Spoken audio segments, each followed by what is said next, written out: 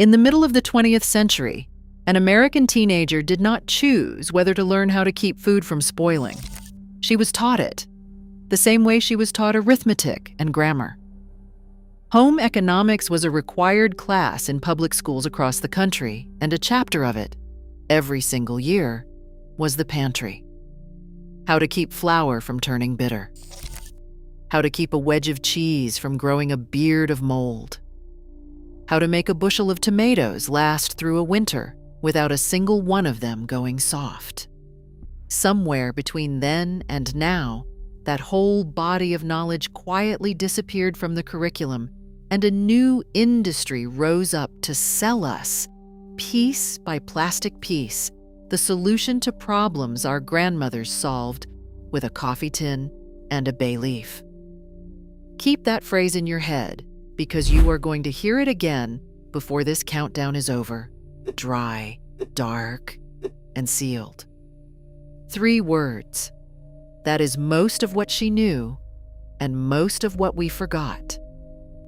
Hit that subscribe button, because 20 of her sharpest tricks still work exactly as well in your kitchen today as they did in hers.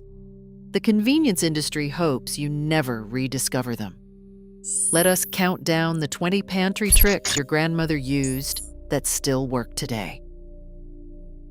Number 20. The bread box, not the ice box. Your grandmother never put a loaf of bread in the refrigerator, and food scientists will tell you she was right not to. Refrigeration speeds up a process called starch retrogradation, the same chemistry that makes a slice of bread go stale and crumbly within days instead of a week. A tin or wooden bread box kept on the counter slows that process down by keeping the loaf at room temperature while still shielding it from open air and kitchen humidity. The method was simple. Bread went straight from the bag into the box, gone within a few days because nothing that fresh needed longer. The box itself smelled faintly of every loaf that had ever lived inside it, a warm, yeasty smell that no plastic bag ever holds onto. Today, an entire market of bread bins and specialty bread bags exists to sell back what a plain tin box already did for free. If the bread box was about slowing down decay, the next trick was about storing food in something that already existed in the house. Number 19, the reused coffee tin. Nothing in a 1950s kitchen went in the trash if it still had a job to do, and an empty coffee tin had the best job of all. Its metal lid sealed tightly enough to keep out both moisture and the tiny pantry moths that lay eggs in loose flour and cornmeal. Once emptied and washed, the tin became free, permanent, airtight storage. Years before a plastic container with a snapping lid ever appeared on a store shelf. Dry goods went in by the cupful, sugar in one tin, cornmeal in another, each one labeled in grease pencil across the lid. The tin sat on an open shelf rather than hidden away, because she wanted to see at a glance what she had left. The global food storage container market is worth well over $100 billion today, built largely on a problem her coffee tin solved for nothing. That was a container doing double duty. The next trick was about sealing something with your bare hands instead of a lid at all. Number 18, the butter seal on a block of cheese. A wedge of hard cheese left exposed to the air will grow mold within days, because mold spores need oxygen and a moist surface to take hold.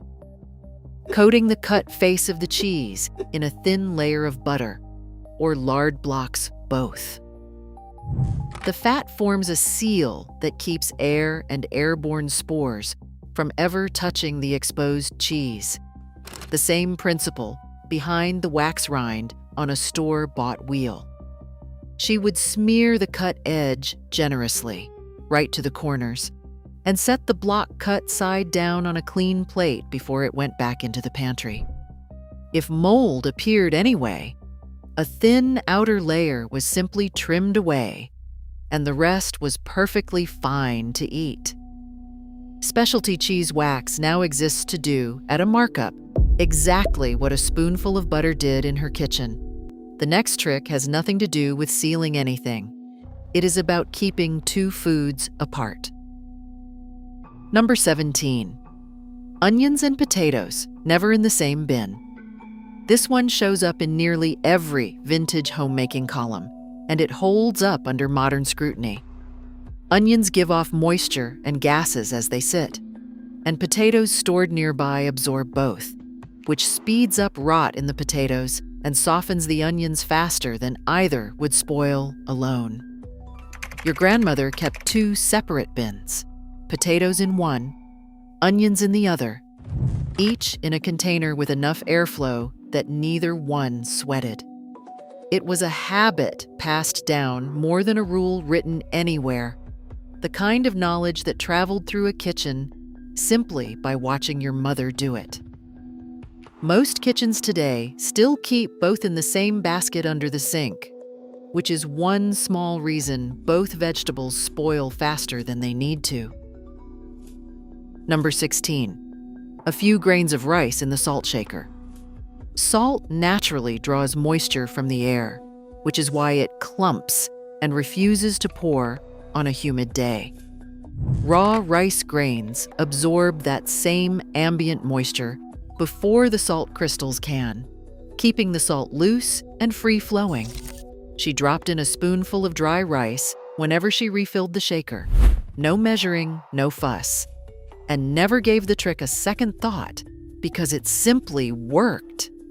It is one of the rare fixes from this era that costs nothing and takes 10 seconds. Anti-caking agents are now added directly to most table salt at the factory, an industrial solution to a problem a spoonful of rice already handled for 100 years. If the rice trick kept one ingredient loose, the next one kept a whole canister safe from something with legs. Number 15. A bay leaf tucked into the flour canister. Pantry weevils, the small beetles that infest flour, rice, and cornmeal, actively avoid the natural compounds in dried bay leaves. A single leaf laid on top of a canister of flour or cornmeal was enough to keep the insects from choosing that container to lay their eggs in. The leaf went in whole, unbroken, and stayed until the canister was refilled. No spray, no powder, nothing that touched the flour itself. Sealed, insect-resistant canisters are marketed today as a modern innovation, but the older trick worked from inside a canister that was not even airtight, using a leaf that cost pennies. Number 14, and here is where dry, dark, and sealed actually gets more complicated because a root cellar breaks part of that rule on purpose. A proper root cellar sits underground, holding a steady temperature between about 32 and 40 degrees Fahrenheit, with humidity kept deliberately high, somewhere between 85 and 95%. That cold slows the rate at which stored vegetables release ethylene gas and consume their own sugars, while the high humidity stops them from shriveling through evaporation. Dark and cool, yes. Sealed, no. A root cellar needs airflow, or trapped gases build up and rot sets in faster than open air ever would. Carrots, beets, turnips, and potatoes went in on slatted wooden shelves that let air move freely underneath. Some households use nothing more than a barrel sunk into the ground and covered with straw.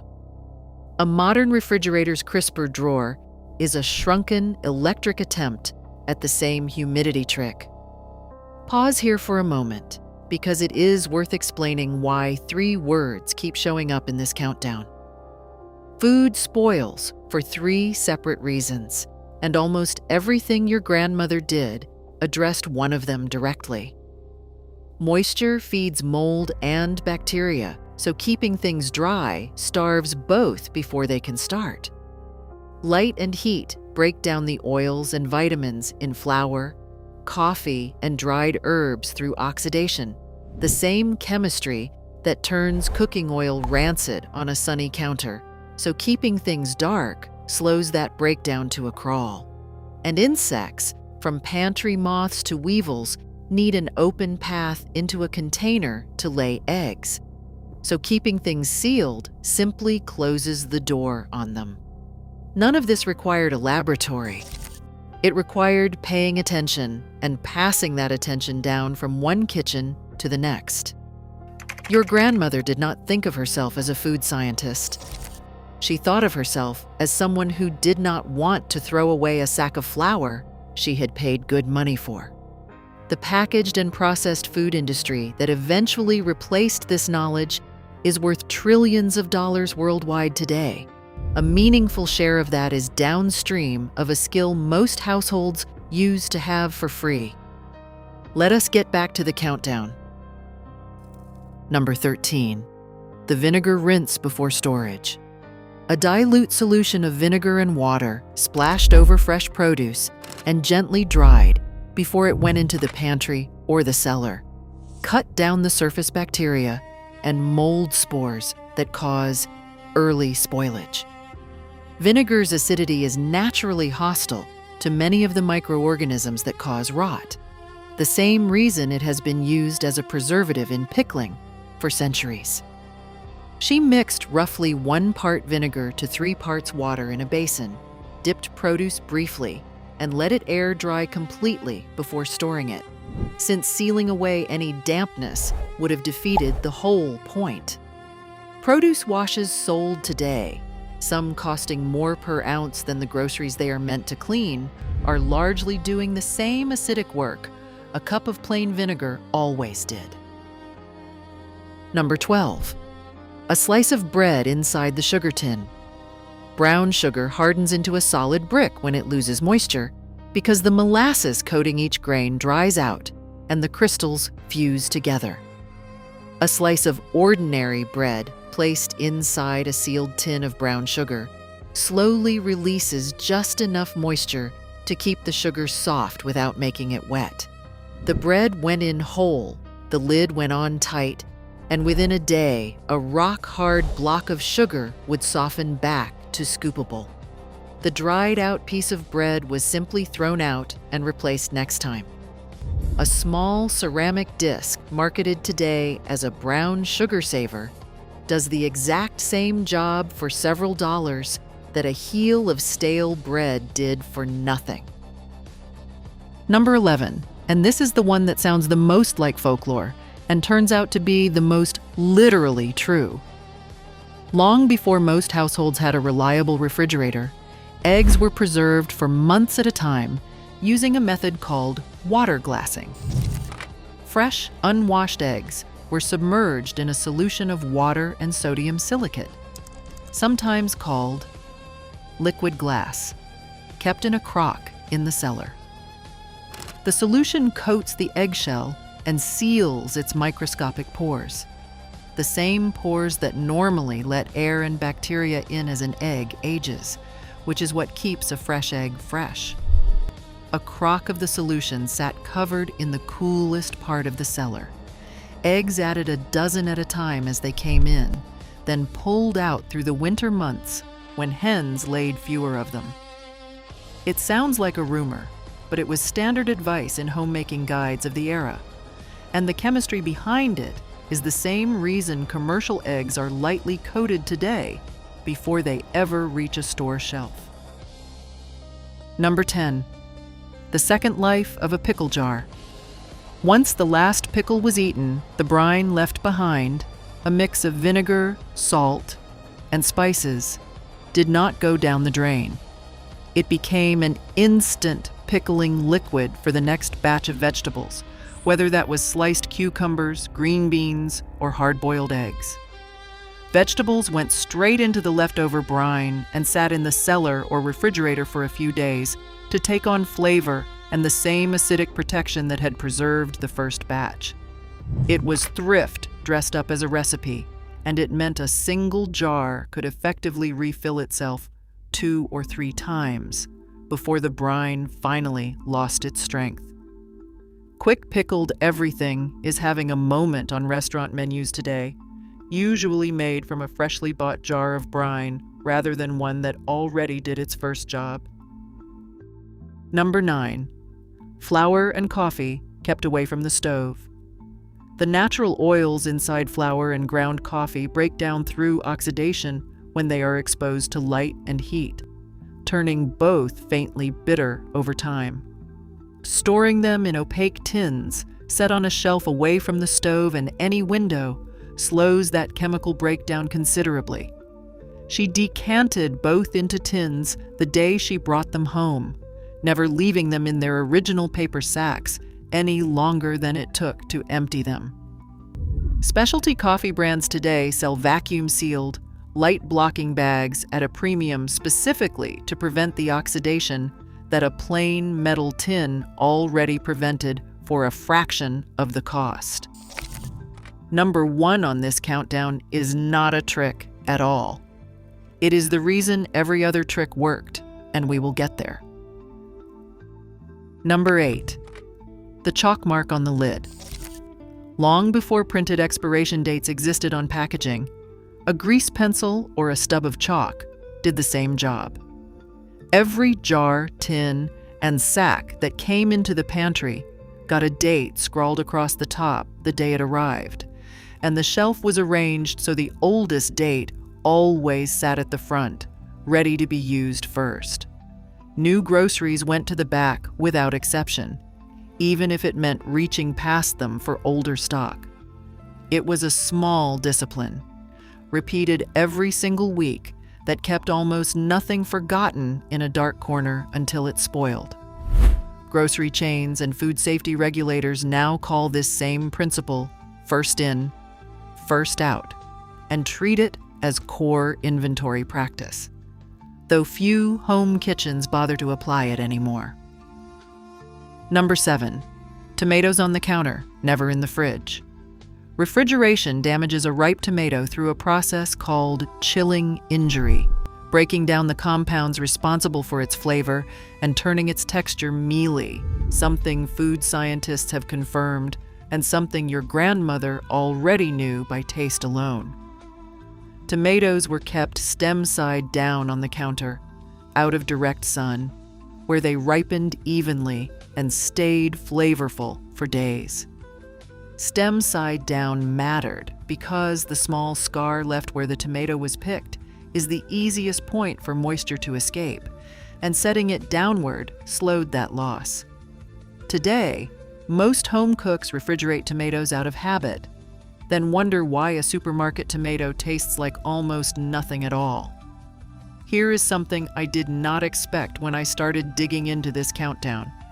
I assumed the through line would be thrift, that households in this era simply had less, so they worked harder to waste less. That is true, but it is not the whole story. And the more of these tricks I traced back to actual homemaking guides and extension bulletins, the more it looked like something closer to literacy. These were not desperate improvisations. They were a body of shared, tested, repeatable knowledge, taught in schools, printed in magazines, and passed hand to hand between women who expected each other to already know most of it. What displaced that knowledge was not poverty ending. It was convenience being sold, one product at a time, as a replacement for a skill people already had. A shrink-wrapped block of cheese did not appear because butter sealing stopped working. It appeared because someone figured out how to sell the seal instead of teaching it. Your grandmother was not scraping by. She was fluent in something we let ourselves forget. If there is a woman in your life still fighting mold and stale bread and wondering why nothing she buys seems to last, a mother, a sister, a friend, send her this video. Let us finish the countdown. Number 6. The screened meat safe. Before a reliable refrigerator sat in every kitchen, fresh meat was kept in a ventilated cabinet with fine mesh screening across the door, called a meat safe. The mesh let air circulate freely around the meat, which is essential, while keeping flies and other insects from landing on it and laying eggs, which is the actual danger a warm cut of meat faces in open air. It hung in the coolest part of the kitchen or on a shaded porch, and meat inside, it rarely sat longer than a day before it was cooked. Since the safe slowed spoilage but never stopped it the way true refrigeration does. A modern mesh food cover, the kind used at a summer picnic, is a direct descendant of the meat safe, just smaller and forgotten the other 51 weeks of the year. Number 5. Root vegetables, each one wrapped in newspaper. Carrots, beets, and turnips lose moisture steadily once they are pulled from the ground, and that moisture loss is what eventually leaves them limp. Wrapping each root individually in a sheet of newspaper slows that evaporation by trapping a thin layer of still air against the vegetable's skin, the same principle behind any insulating material. She wrapped a whole basket's worth in a single evening, the ink smudging her fingers, and stacked them in a cool corner of the cellar where they would keep for months rather than weeks. Specialty produce bags with tiny moisture-regulating vents are sold today to do a smaller, more expensive version of what a stack of old newspaper handled for free. Number 4. Onions and garlic, braided and hung, never bagged. A sealed plastic bag traps the small amount of moisture that onions and garlic naturally release, and that trapped moisture is what causes mold and soft rot to set in. Braiding the papery stems together and hanging the whole bundle in open air let that moisture escape continuously, which worked precisely because it was the opposite of sealed. The braid hung from a nail near the pantry door, or from a ceiling beam, both storage and a kind of quiet decoration. Grocery stores today sell onions and garlic in mesh bags for exactly this reason: ventilation, though almost nobody hangs them the way your grandmother did once they get home. Number 3. Canning the entire garden at once. Home water bath and pressure canning was the backbone practice of this entire era, turning weeks of surplus tomatoes, beans, and fruit into a full year of shelf-stable food. Sealed jars, properly processed at the right temperature and time for each food, create a vacuum seal that locks out the air and bacteria responsible for spoilage, the most complete version of dry, dark, and sealed in this whole countdown. A single weekend in late summer could produce rows of jars lined up in the cellar, each one labeled by hand with the food and the year. Home canning has seen a real resurgence in recent years, but for most of the 20th century, it was not a hobby. It was simply how a family ate in February. Number 2. Every staple decanted and labeled, nothing left in its torn paper sack. Flour, sugar, rice, and cornmeal all came from the store in flimsy paper packaging that tore easily and let in both moisture and pests within weeks. Transferring each one immediately into a labeled glass jar or metal tin removed that weak point entirely, and the clear labeling meant nothing sat forgotten behind something else. The whole shelf was arranged the same way every single week, so she could see at a glance exactly what she had and exactly what she was low on, without opening a single container. It is the simplest habit in this entire countdown, and it is also, by a wide margin, the one modern kitchens have abandoned the most completely. Number 1. Dry, dark, and sealed, not as a trick, but as the whole philosophy. Every item in this countdown, the bread box, the coffee tin, the root cellar, the butter-sealed cheese, the chalk-dated jar, comes back to the same 3 conditions applied by hand, by someone who understood exactly why they mattered. Your grandmother did not memorize 20 separate tricks. She understood one idea, that moisture and light and air are what spoil food, and she applied that single idea over and over in a dozen different forms without ever needing a label to tell her how. That is the real difference between then and now. It is not that she had more time, though she often did, and it is not that she had less to do, because she almost never did. It is that she held the knowledge herself, inside her own head, rather than renting it back one purchase at a time from a company that profits every time a product fails a little sooner than it should. The global food storage and packaging industry built on solving these same problems is worth well over $100 billion today, and growing every year. None of that money exists because the underlying problem got harder to solve. It exists because the knowledge that used to solve it for free quietly stopped getting passed down. You do not need a root cellar to get some of this back. You need a coffee tin, a bay leaf, and about 10 minutes of attention a week. The same 10 minutes your grandmother spent without ever calling it a chore. Dry, dark, and sealed. 3 words. Everything else in this countdown was just an application of them. Pick one of these to try this week. The coffee tin costs nothing and takes 5 minutes. The water-glassed eggs take an afternoon and a trip to find sodium silicate. But the result will genuinely surprise you. I tried the bread box swap myself for 2 weeks, moving a loaf out of the refrigerator and into a plain tin box on the counter, certain it would mold before it ever finished. It did not. It stayed soft 3 days longer than any refrigerated loaf I have bought in the last year, and it did not carry that faint refrigerator smell that bread sometimes picks up. It was such a small change that I almost did not believe it had made a difference, until I ran out and went back to the fridge out of habit, and the very next loaf turned stale in half the time. Now I want to know from you. Which one are you actually going to try? The water glass and the eggs, or the root cellar approach with whatever cool corner of your house comes closest? Drop it in the comments, and if a grandmother or grandfather in your own family actually used one of these, name which one.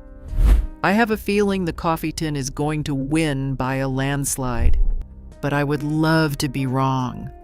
Your grandmother knew something the last 70 years tried hard to make you forget. Dry, dark, and sealed was never a trend. It was a way of paying attention. It still works exactly as well in your kitchen tonight as it did in hers.